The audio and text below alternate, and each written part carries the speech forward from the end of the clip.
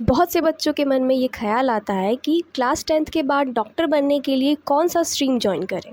तो अगर आप भी एक ऐसे स्टूडेंट हैं जो क्लास 10th कंप्लीट कर चुके हैं या फिर अभी क्लास 10th में हैं और आप ये सोच रहे हैं कि 10th क्लास के बाद मैं कौन सी स्ट्रीम चूज़ करूं ताकि मैं मेडिकल लाइंस को जॉइन कर सकूं, right.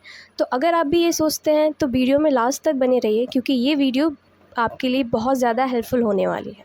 So class 10th complete होने के बाद आपको साइंस स्ट्रीम चूज़ करना है एंड साइंस स्ट्रीम में भी आपको लेनी है पीसीबी, यानी कि physics, chemistry and biology as a main subject. Okay, कुछ बच्चे होते हैं जो मैथमेटिक्स भी रखते हैं एडिशनल में, बट अगर आपका विज़न क्लियर है कि आपको मेडिकल लाइन में ही जाना है तो बेटर होगा कि आप पीसीबी लें, क्योंकि आप पे फिर सब्जेक्ट्स का बर्डन कम हो जाएगा अगर मैथमेटिक्स आप नहीं रखते हैं तो। और अगर आप 11th क्लास में एडमिशन लेते हैं उसके साथ साथ ही आप अपनी मेडिकल एग्ज़ाम्स की प्रिपरेशन भी स्टार्ट कर दीजिए। ऐसा इसलिए बोल रही हूँ मैं क्योंकि अगर आप बिगनिंग से स्टार्ट करते हैं तो आपको चीज़ों को समझने में और आपको प्रिपरेशन करने के लिए काफ़ी लंबा टाइम मिल जाता है, जिसकी वजह से आप पे बर्डन्स बहुत कम होते हैं।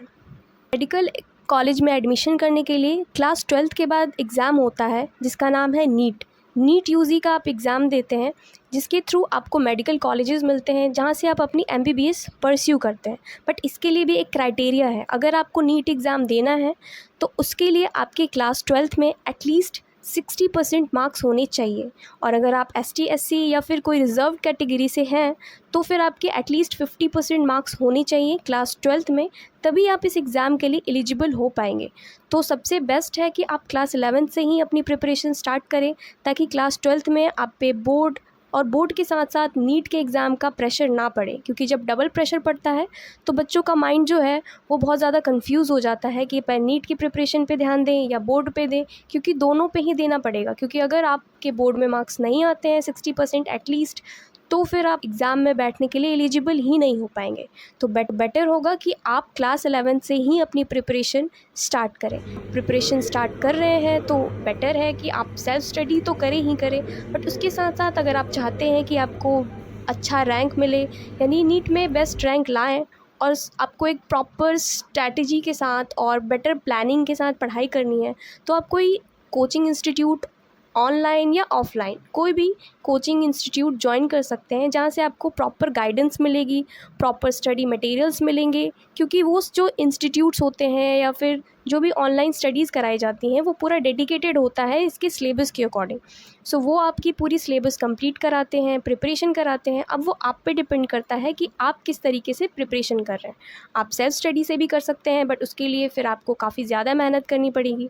ओके, सो बेटर है कि आप अपनी प्रिपरेशन बिगनिंग से ही शुरू करें, ताकि क्लास 12th में जाके आप पे ज़्यादा प्रेशर ना पड़े। क्लास 12th के बोर्ड एग्ज़ाम्स कंप्लीट होने के बाद कुछ दिनों का गैप होता है और उस गैप के बाद होता है नीट का एग्ज़ाम। सो नीट यूजी का एग्ज़ाम जो है वो होता है आपके कुछ दिनों के इंटरवल पे बोर्ड एग्ज़ाम्स के बाद। एंड अगर आप किसी भी मेडिकल कॉलेज में एडमिशन लेना चाहते हैं तो उसके लिए इसेंशियल है कि आप नीट क्वालिफाइड हों, एटलीस्ट आप क्वालिफाइड हों, तभी आप एडमिशन ले पाएंगे। और अगर आपके नीट में अच्छे रैंक आते हैं, आप अच्छे से अच्छे रैंक ला रहे हैं नीट एग्ज़ाम में, तो फिर आपको बेस्ट से बेस्ट कॉलेज मिलेगा इंडिया का, जहाँ से आप अपनी MBBS परस्यू कर सकते हैं। जब आप अपनी 5 साल की MBBS कंप्लीट कर लेते हैं तो बन जाते हैं आप एक डॉक्टर। कुछ बच्चे होते हैं जो MBBS के बाद भी PG करते हैं, तो वो आपकी चॉइस है, आप पे डिपेंड करता है कि आप PG करना चाहते हैं या नहीं करना चाहते हैं। बट अगर आपने MBBS कंप्लीट कर लिया है देन आप बन गए हैं एक डॉक्टर। ओके, सो ये वीडियो थी टोटल कि आपको 10th क्लास के बाद कौन सी स्ट्रीम लेनी है, उसके बाद आपको अपनी प्रिपरेशन स्टार्ट करनी है एंड क्लास 12th में आपके कितने % होनी चाहिए एटलीस्ट, ताकि आप इस एग्ज़ाम में बैठ सकें और इस एग्ज़ाम को क्वालिफाई कर सकें। और क्वालिफाई करने के बाद आपको मिलते हैं मेडिकल कॉलेजेस, जहाँ से आप अपनी MBBS को कंप्लीट कर सकते हैं और बनते हैं एक doctor. So thank you so much for watching this video.